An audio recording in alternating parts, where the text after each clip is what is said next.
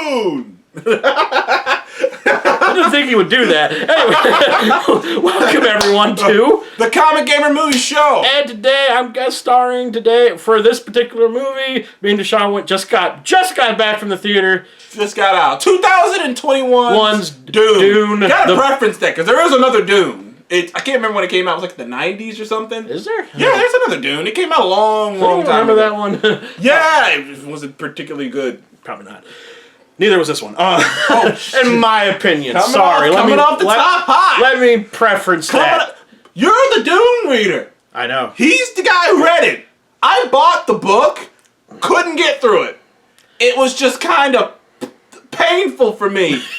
It felt like it felt like staring at the sun without blinking. I'm sure it's fascinating. And all. What a great analogy. But you could have said something like watching paint dry. Reading Dune was like for me. It was like staring at the sun. And I'm sure there's a freaking fascinating explanation. I'm sure maybe I don't understand it and get it. But it was a painful Let's talk about the movie. I have read the book. Don't get me wrong, I thought the book was fascinating. I haven't read the book in over like 7-8 years, so I only know like key events that happen in it. I don't know like the nitty-gritty details. Kind of like Lord of the Rings. Actually, I haven't read that book in like even longer than that. But anyways, this was 2021's movie adaptation of the first book, Dune. Now, technically, it's the first book cut in half. Yes, because literally in the movie, when you're sitting there, it says Dune Part 1. So we're kind of like, oh, okay, we're going to make 2. Let's hope this one's successful enough where they could make a Part 2. Or maybe they're already doing it and they're just trying to get I don't know. Yeah. So we shall see. I don't think I want to see a Part 2. Well, granted, I don't know. Maybe it might be that whole like New Hope situation where the New Hope wasn't as entertaining as the second or third one. Well, you mean New Hope as Star Wars, as Empire and as Empire. I mean, granted, those movies were 10 times better. But so you know what? Let me just get my opinion out of the way. First, hold on. Before we get into that, explain the movie. So the movie takes place. It follows the first book relatively close. There might be some key details in there that I just don't remember. But basically, what happens is there's a noble house in the Imperium of Man that exists in the galaxy. Because they have one of those. This is in the future. This is in the far future, 10,000 years in the future, and this noble house has been put in charge of Arrakis, or House Atreides. Yeah, House Atreides has been put in charge of Ajakis, or is it Caracas? Oh no, it's Is it Caracas or Ajakis? Arrakis. Arrakis. Sorry, Ajakis. Ajakis. Well, that's a thing in Warhammer. Ajakis. Confuse me. Arrakis. Arrakis. And so the reason why they're there is because there is a mineral that is on the planet and everywhere that is called spice. And spice is basically to the people who live on the planet, it's a psychedelic. To the people off the planet, it supposedly helps with navigation through the galaxy. And they don't show that, do they? No, they never show how it's a side note. It helps. It's got, just know it. All you need to know is that it's valuable and it's important. That's kind of the whole point. Everything else is kind of a moot point, but it's valuable and it's important. So there's going to be a lot of exposition because there is a lot of it at the start. So basically, there was one noble house that was on the planet that treated the people like shit. They revolted. The emperor kicked them out and then brought this other house in, but it turns out that the emperor wanted them on there on purpose so he could kill them. Then the movie starts. Or the movie begins in earnest. And that's on top of the whole prophecy on the whole... Yeah, so basically Paul... There's a lot going on in this movie. There's a lot going on. So basically Paul is the chosen one. Somehow this movie asks... what's the word I'm looking for? Somehow this movie's doing a shit ton of things without doing nothing at all. Yeah, that's a good way to put it. It's doing so much without doing anything. It's it's very weird. They are throwing... I'm going to tell you right now, within the first 30 minutes of this movie, you will know if you're down or not. Because I was sitting next to Seth, and within the first 30 minutes, they throw so many things at you that it is like... I'm not sure how down I am with, it's so much shit. It is a lot. It is and the quite thing a bit. is, there is no room to breathe. And it really hinders the characters. This movie is... boring. Well, it's First of all, let me talk about my positives. I'll go first because I'm probably more positive than you are. No, I have some positives too. That's fine. It's a good idea. Good idea. First of all, I think the movie looks gorgeous. I think 90% it's of the time. beautifully shot. I think it's beautifully looked. I love the costume designs. I love the way the world looks. It's rich in world building and like there are images in this movie. There are things in this movie that I'm like I can see. Plus, you know, since I'm someone who does know the fact that Dune, a lot of people sci-fi ripped off Dune, took things from Dune. A lot of you can see it, and honestly, you can see Dune's where it started, and you can see Dune. And honestly, you can see it and be like, I see how this started here. And if you're a fan of sci-fi in general, you're probably gonna still get some enjoyment out of this movie. No, there's some enjoyment. If you're a sci-fi fan, you are gonna get some enjoyment out of this movie because there are some cool concepts. The way the world looks. I love the design of the ships, the bug-like ships. Yeah. There's these ships that kind of look like a freaking dragonflies. like dragonflies, and I dig that ships. I like Jason Momoa in the movie, and I also liked probably the only Josh Brolin. I actually like Josh Brolin. Yeah, as well. Brolin and Momoa are probably one of the only two characters in the entire fucking movie. Isaac was good. Yeah. I mean, there's not much to him. Let me just say this. The characters, there's only maybe 2 characters in total that I was really not on board with. The rest of them really, it felt like the script wasn't all that good. It felt like whoever wrote the script, it was damn near unworkable in a lot of ways. Because I feel like some of these actors shouldn't be acting like this, but was the director just not being all that, like, you know, what's the word? Flowing with them, or was it like this is how it has to be? The thing is, this movie feels like it was meant to be more of a director / narrative-driven film. Yeah, a very an auteur movie. Like the director has full control over everything. Like it was more about putting the focus on the directing and the direction, less on the actual actors and the acting and the character. Yeah, definitely. Like the movie was definitely way more. They wanted for you to go like they want you. Oh look, here's the world and here's the lore, here's the story. The characters are like, yeah, they're just a part of it. Like, because there are certain films I've seen, and there's many films we've seen that are simple films, but the actors are such larger than life, or so great that they elevate the film. And you're like, and when you take a step back and actually look at the premise and the narrative, you're like, it was pretty simple. It was a little too simple. It was pretty simple and straightforward. Yeah, and there really wasn't much to it. Yeah, I think the movie Upgrade did a good job of that because the characters made the movie a lot more. Because like Upgrade Store was pretty simple with some twists and turns. I'm not saying it was. No, not saying it wasn't shallow. It wasn't a shallow movie at all. I swallowed my own air. Choked on my own air. But well, stop choking on your air and use your words. And but it was simple enough to where all the characters had a really cool place in it. This one was more like it really wanted you to say, "Here's the world. Here's the world." Characters, don't look at them. It's just like it felt like that a lot, and that's kind of sucks because Dune, ironically, is a very character-driven story. Like I said, that does focus on the world. Like for me, like you can look as far as examples of things like John Wick. That's a pretty straightforward story, but Keanu's so good as this character, and there's a bunch of interesting characters in it. Yeah, definitely. That you're able to it helps, you know. And like because John Wick's a very simple story, but damn, it does a good job. There's so many stories like that. I mean, I don't want to bring it up. I don't want to bring it up because old Vinny might be a little upset with me, but it's something that the MCU has basically made its bones on. Is having these entertaining characters. Like if you look at the plot of a lot of MCU films, they're not that complicated. Nope. But they're such these interesting, fun, loving characters that you want to go on this ride. Yeah, you want to go on this ride with them. Yeah. So it elevates everything else. Well, Marvel has definitely become a character-driven movie franchise. That's their whole thing. That's their whole thing. Because that's comic books. Like comic books, you're looking at the hero more than anything else in a lot of ways. But even if you compare this film to the film that I will admit took heavily from this, especially the Sand World with Tatooine and Star Wars. And Star Wars. I'm just saying that. No, I'm saying I'm comparing it to Star Wars.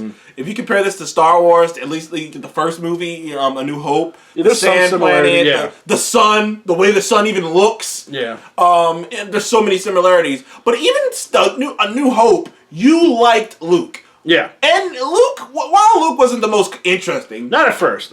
But he had a personality. He was this farmer's kid. Yeah, he was a farm boy that looked to space. He had dreams. He had dreams. He was all shucks and And Paul, he's just so he's not like that because literally throughout the movie, I'm not gonna spoil it, but I'm not gonna spoil what happens. But basically, he sees prophecies. He sees the future in front of him as it goes. So basically, the entire time you're sitting there going, well, he just knows what's going to happen, and like the next big event. So it's like Luke never knew that. So Luke was always kind of flying by the seam of his pants. The big problem with Paul is that that he isn't a character. He's really just a focal point. He's just he's just a point. Like he's just like a means to an end. Yeah, I don't know how to describe him because you never get to know who he is. Nope. Honestly, you never get to know who any of these people are. Nope. It's all about the story. It's all about that. There is no character moments. There is no room for the characters to breathe and be people. Yeah. It's just all this driven story. No character,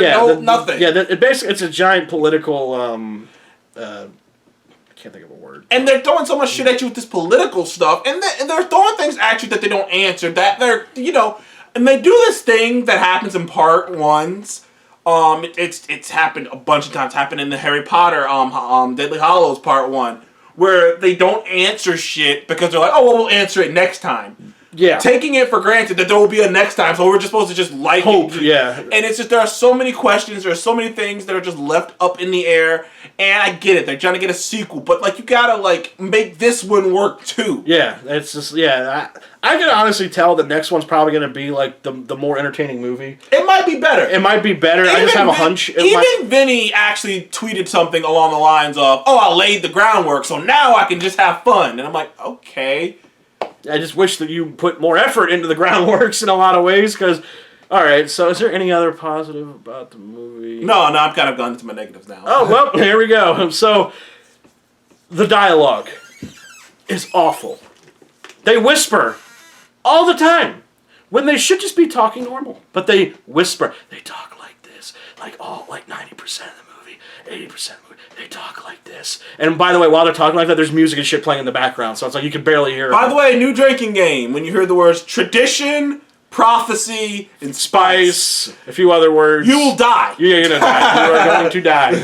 Yeah, they bring up all that shit so many times. Plus, like I said, I don't judge the movie for this, but I could not think about it. That I'm like, this takes place in the far future. Swords. And they use swords! What the fuck? Are we out of ammunition in the future? We got big ass guns, but we don't got laser guns. If you remember, the thing that Paul was using to point at one of the guys was a gun. So these fucking sand people got guns, but all these armies. I was hoping you would notice that. I didn't get you to notice that. People got guns, but the fucking army people don't. Yeah, the Imperial Army doesn't. What the fuck is going on? I'm sure that they do have guns. And Paul had a premonition, and he was fighting in a hand-to-hand war. I'm like, why are they where are the guns? This is the future. It's brutal. You guys can travel through fucking space, but you don't got guns. It's brutal. This is some dumb shit, man.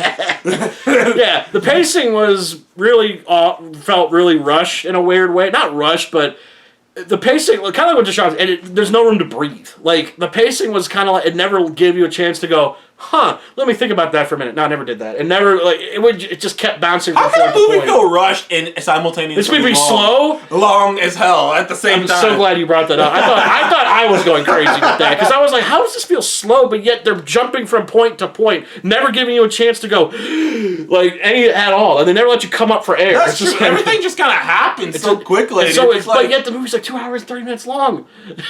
It was so weird. It is the weirdest thing ever. What else? The sand. It's coarse, rough, and irritating. Yes, I will. Yes, I will use that joke. One more thing about the sound. That lady. There's a lady keeps screaming at the top of her lungs, and it always happens at the most. Not inopportune. That's really the wrong word. At the most, when something happens, there's this woman that does this operatic. Now I will admit, I told Seth this, that I was actually hesitant to review it because I don't know. Maybe it was the theater we were in. Maybe it was just the theater. Let's disclaimer. But sometimes the actual music in the movie would rise above the characters talking. And you can't hear the characters say whatever they're about to say. So maybe it is just the movie theater. But the problem with that is that even if it is on TV, it doesn't change the fact they're still whispering. Like 80% of the time. They're literally only Josh Brolin and Momoa and maybe the father. I can't remember that dude's name. I can't remember his name. But those are the only 3 characters played by Oscar Isaac. Yeah, but Oscar that ever raised their octave any higher. But even then, they will still whisper in weird times. Like, they'll just whisper to each other. Like, it's almost like they're trying to keep secrets from the other cast members around. It's like there's like a big game of gossip going on around there. Also, it's so weird. The villain, there's not much to him. No. There's not much to the villain. He's this big, fat noble who is... corporate evil. He's evil. Yeah, he's a big, evil, fat noble. I mean, he does evil things. The end. There's nothing much... Not much to him. No. Honestly, I will say... But he's played by someone we've seen a lot. Yeah, he's Skarsgård. Yeah, Daddy Skarsgård. Daddy Skarsgård. Papa Skarsgård. Papa Skarsgård. Big Skarsgård. And to be fair, he voices that kind of guy. From Pirates of the Caribbean and Thor, Yeah, Thor. No, but I'll give him one credit. He does voice that guy relatively well, I feel like. I think from the script he's given, he voices him like a menacing guy, so I'll give him that credit. I mean... And they design him very much so. I will say one thing. I was going into this movie, and I wanted to love it. I wanted to come out of this movie and wanted to be like... Because I heard so many people gushing about it, and it made me go, well, fuck, I'm going to at least, like the movie. Yeah, but... And to a certain extent, I do. I am interested in it. I will tell you one thing. I am too. I will come back to see the sequel. But, I will admit, this first movie was shaky. I don't see what everyone else sees in this movie. Yeah. I don't see what everyone sees in this movie. I don't either. It's beautiful, but it's hollow. It is very... It's wide as an ocean. You know what this movie's like? This movie's like buying a Valentine's Day box of chocolate. You know aged chocolate has something inside of it? Well, it's like buying that. Each have something caramel. Caramel, coconut, whatever. It's like buying that box. In every single one of those fucking pieces. No, not at Hershey's. There's nothing in it. You push in and it just bloop.